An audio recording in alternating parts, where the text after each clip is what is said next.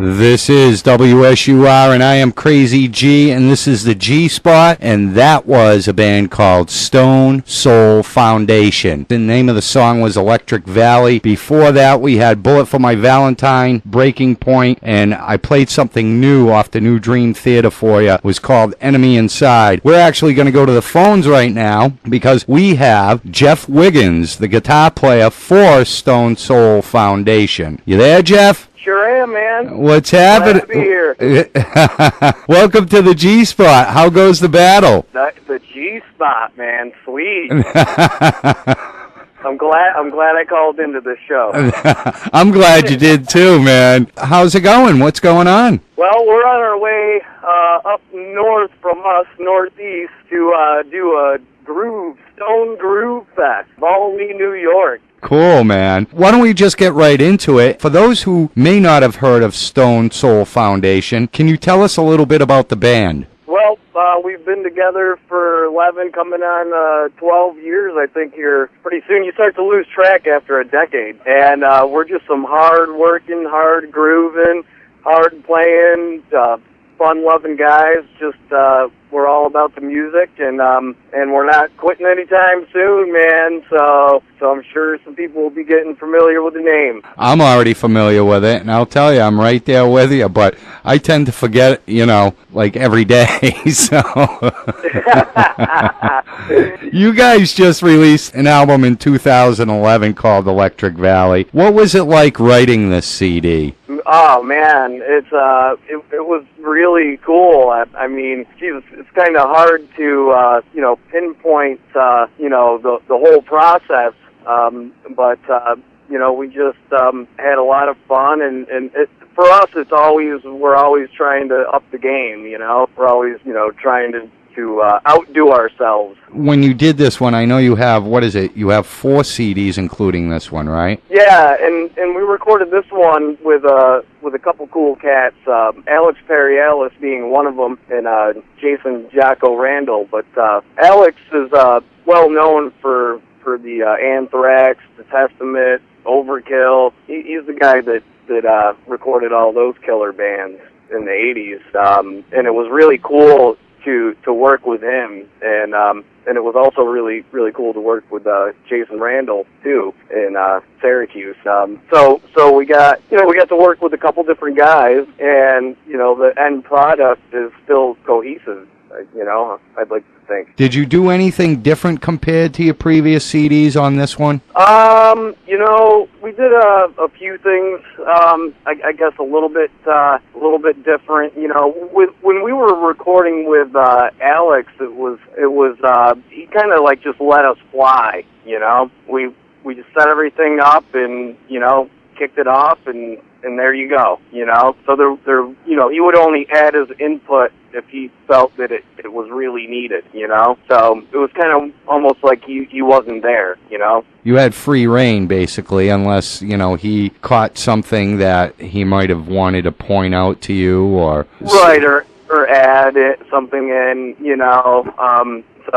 So yeah, it was pretty neat, man. Was there a concept? I mean, when you first started thinking about this CD, did you have a concept in mind for it, or did you just start to write? Well, yeah, typically what we do is we try to let every song be its own, and we just write a bunch of songs, and then we start to pick out our favorites, from there. And so we generally don't sit down and say, here's our concept, and this is what we're going to write around, because then you're kind of forcing inspiration, and we like to not have to do that. We like it to come naturally, So what we do is, once we gather our bunch of favorite tunes, then we start to, put the ones together that are working well together, that are sitting side by side, real nice, and then you start to get an idea of what the album's, turning out to be.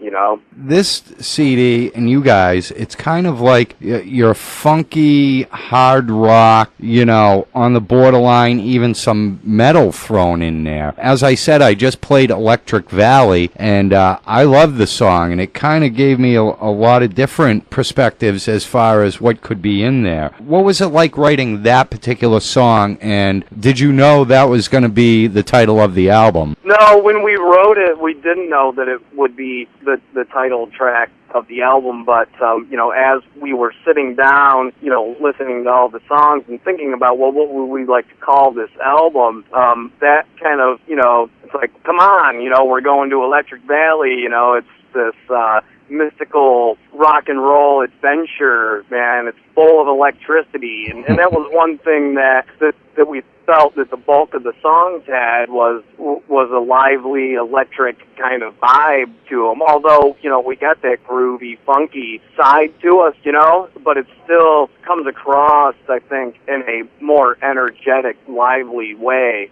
And you know, so we thought Electric Valley would be a really cool place for people to put in their minds, you know. When I first started listening to this CD, the first band that came to mind was Led Zeppelin. You know, it's almost like you kind of have that sound in some aspects because they incorporated a lot of different styles into their style, and it almost seems like you guys are doing the same thing, and you're throwing, you know, some funk in there and groove and straight up rock and roll. What would you categorize Stone Soul Foundation as? Well, you're right on with that, you know, because our roots, you know, especially for myself and the singer, who have been together doing this since we were teenagers, our roots were metal-based. But as we got a little bit older, we started, you know, experimenting with listening to a lot of different styles of music and a lot of classic rock and old R&B and funk music, and we really, you know, we really took a liking to that, and it just kind of came natural to us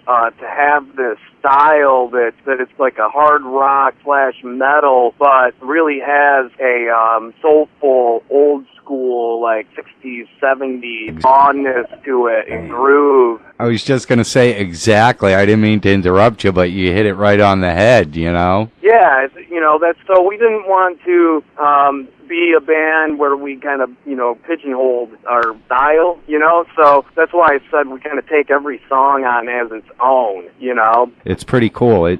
That's what makes you who you are. That's what makes every band who they are, their own style. And I'll tell you, I was really feeling a lot of almost all of the tracks off this CD. I mean, you know, it's got that feel vibe to it, like maybe a Pink Floyd or, you know, I mean, again, Zeppelin, they were a feel-good... Grand Funk Railroad yeah, or something. Yeah, you know? exactly. Sabbath, obviously, you know, we definitely got that Sabbath influence as well, which is, you know, another one of, you know, all the guys in the band, you know, it's one of our favorites. And we all love classic rock, and we all love, you know, a lot of different styles of music, and it's just, you know, like I said, it can be, if you get stuck with like, well, this is what we got to do, and this is what we got to do to make it, then it can be, you know, you just don't feel like you're being true to yourself, you know, right. And I think that it pays off in the end. It might be a little harder at first, you know, but then people really gravitate towards something that they feel is real, you know. You guys just released a video called Taking Back the U.S. What was it like making this video, and where did the idea come from for this song? Well, it's kind of unfortunately becoming an age-old problem with the corporate style government that that we're dealing with, you know, not only here but all over the world. It's, you know, even seems like it's you know, becoming more of a one world government run under corporations, you know. So that's basically what the song is about. I didn't personally write the lyrics, our singer Sean did, but that's what we were inspired from, as well as and we wrote it around the time the Occupy movement was really strong, and it was like, hey, this is our contribution towards this movement, not just the Occupy movement, but the movement in general of the government for the people instead of the government for the corporations. That's a whole nother show there. Yeah. We won't get into that right now.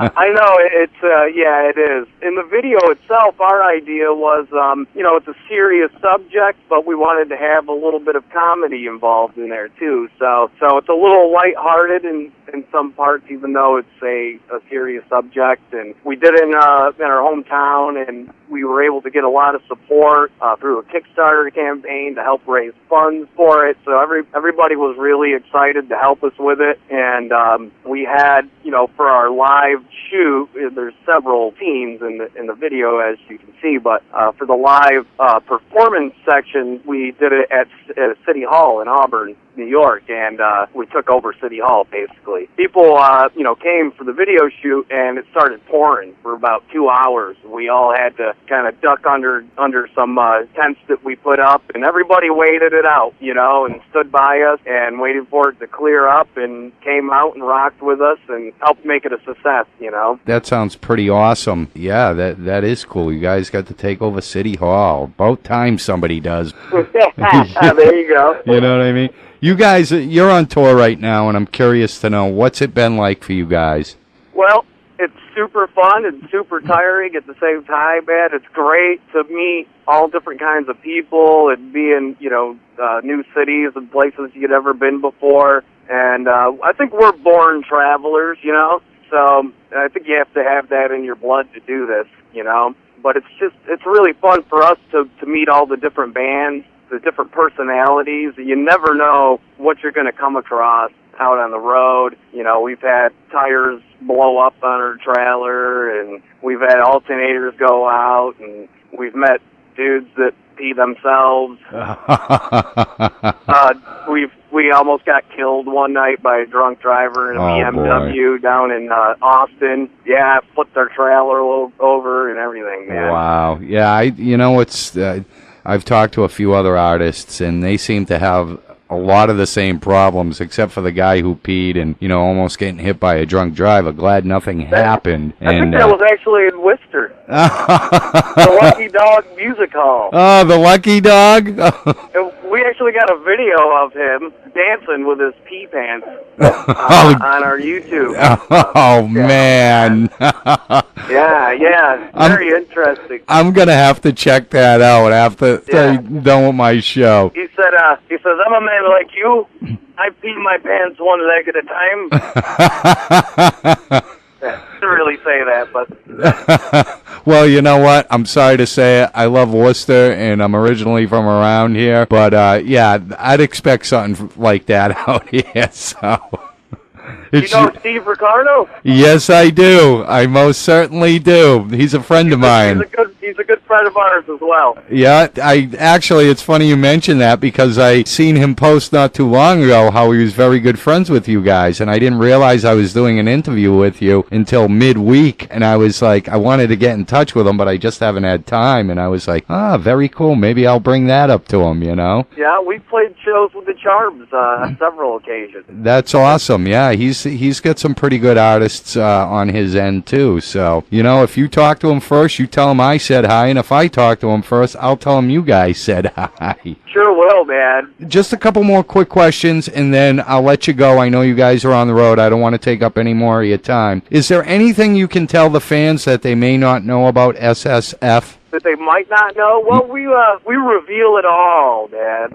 We reveal it all. I think everybody knows, that is taking the time to learn about the band, that we're just doing what we love, and we want to keep doing that until we can't walk anymore, So that's pretty much the gist, of the band is, we just want to turn people on to our vision of rock and metal music, and, hopefully get people to expand their musical tastes as well, that might be strict hard rock or metal fans, but listen to us and kind of be like, what's that kind of cool, different sound they got going on, So, maybe we'll end up turning people on just to different styles of music as well, too, like you said, some of the classic rock and stuff, You've definitely turned me on. I'm metal till I die, but I grew up a lot on a lot of the 60s and 70s artists along with the metal bands, but, it's almost like today I love so much of it that a lot of it does. It's actually really good stuff. You guys have some really good stuff. You have a different sound that hasn't been captured yet, I don't think.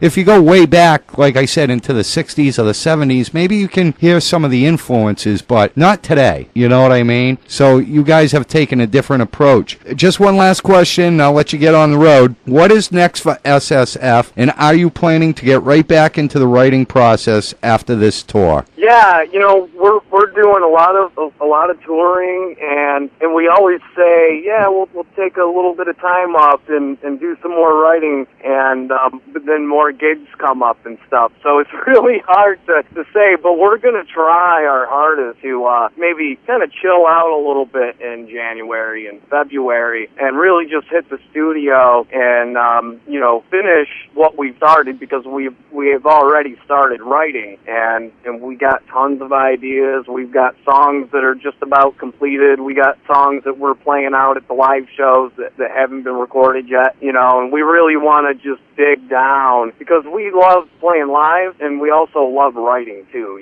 so we want to just dig down and just finish, a whole slew of new material, and that really gets you excited as a band when you're like, yeah, man, we got, 20 new songs or whatever, 25 new songs, what are we going to record? So that's what we're shooting for. Come hell or high water, by the end of 2014, hopefully earlier, we'll be in the studio and getting this recorded, Your sound is definitely different. I like it a lot. I like this whole CD. I'm actually, now that we talked about it, I'm kind of looking forward to what's next from you guys. See what the next CD is going to be like. At this time, I'd like to say thank you for calling in, for taking the time to hit the G-spot. I want to thank New England Concert Reviews, too, for hooking this up with you. I wish you the best. I wish the band the best. I can't wait, hopefully, to see you guys come up this way again, and maybe I can get to check out one of your shows. Yeah, that would be awesome,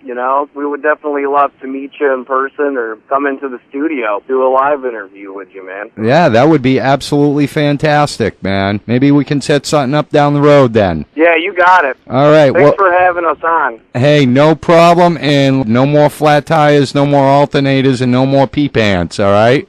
Yeah, or near-death experiences. Yeah, that, especially that, more so than the others. Yeah, right? But hey, thanks, Jeff. We appreciate it. You have a good one, and we'll talk soon, man. Keep rocking. All right, thanks a lot. All right, peace. See ya. That was Jeff Wiggins, guitar player for the band Stone Soul Foundation. I want to thank him for taking the time. He actually stopped on the road, pulled over so we wouldn't lose the call. And I want to thank NewEnglandConcertReviews.com as well for hooking us up with Jeff.